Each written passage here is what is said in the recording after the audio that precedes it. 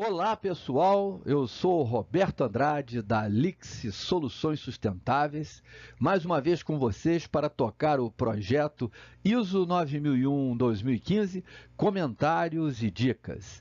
Dessa vez no fascículo 3 da parte 2, que trata de liderança.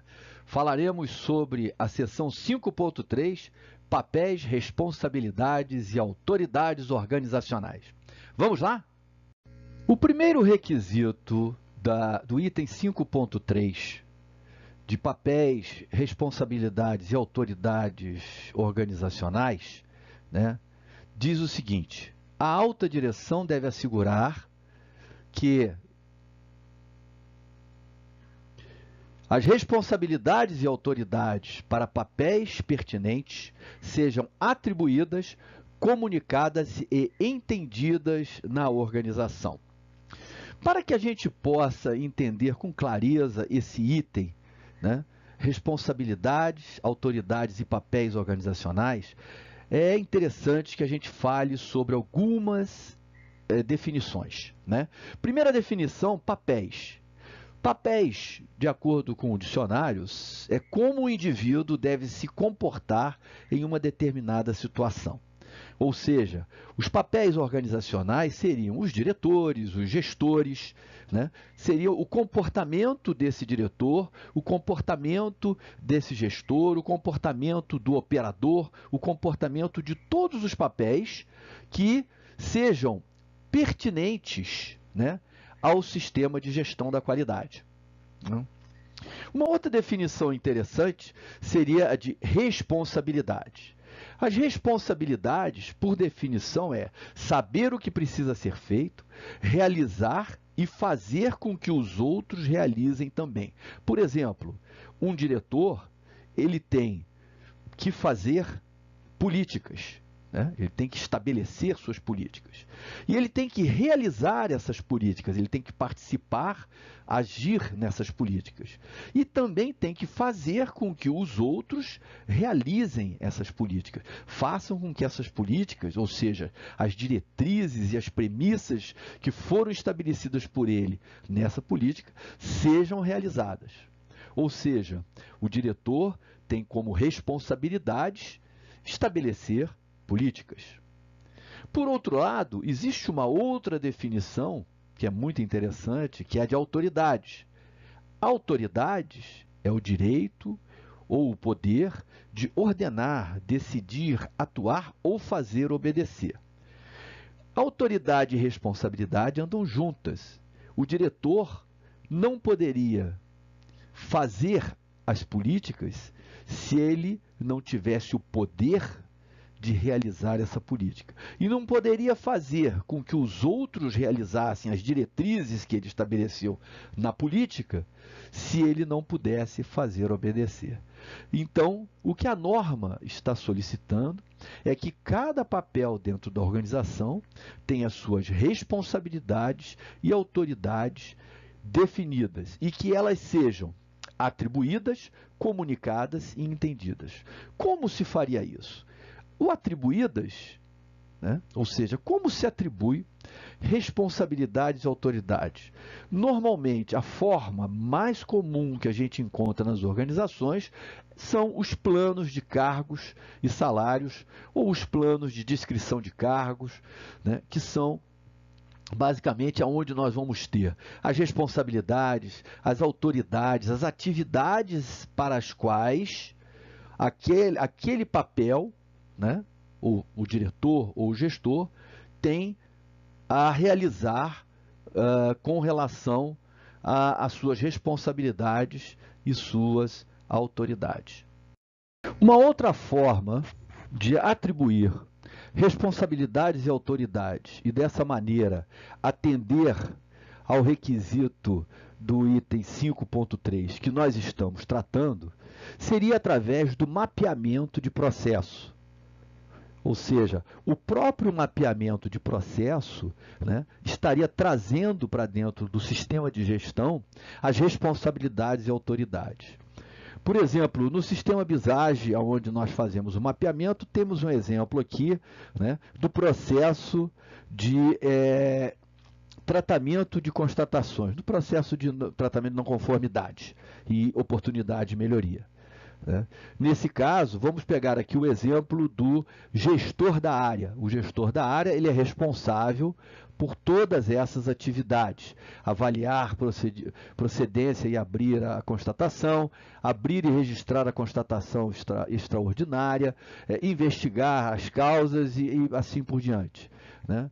Nós teremos aqui estão as responsabilidades definidas para o gestor da área.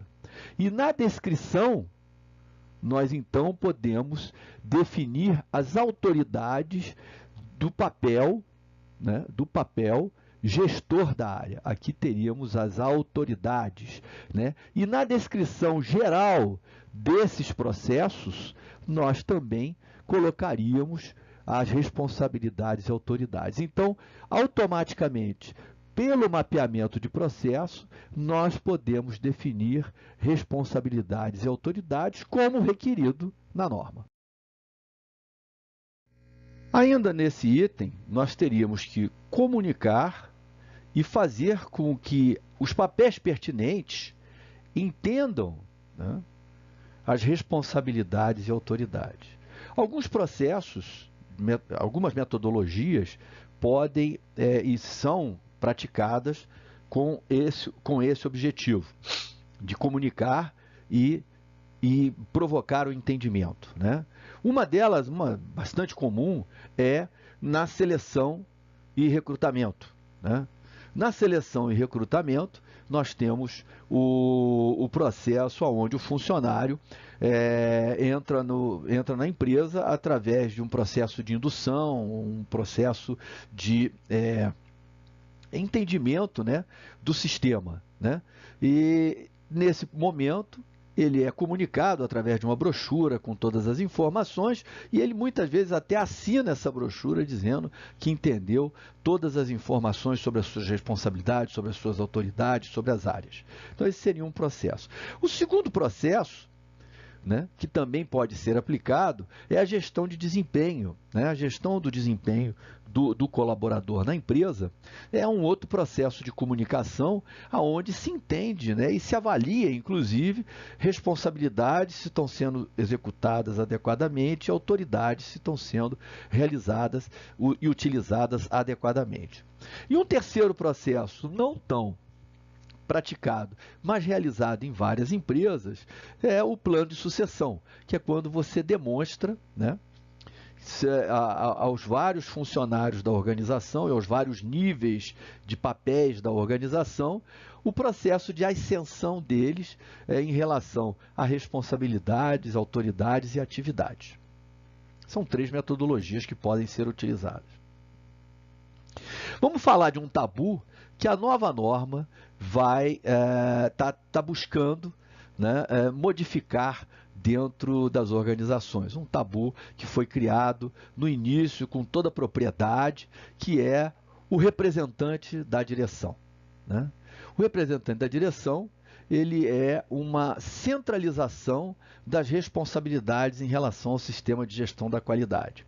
A norma agora, como nós vamos ver no próximo slide, ela está buscando transferir essas responsabilidades para o gestor da organização. Né? Todos os gestores das organizações responsáveis pela disciplina qualidade. Para isso, nós vamos demandar um certo tempo, porque existe um tripé que vai ter que se adaptar a esse sistema. Um deles é a cultura da organização. Quer dizer, a cultura da organização vai ter que absorver, né, essa descentralização de responsabilidade.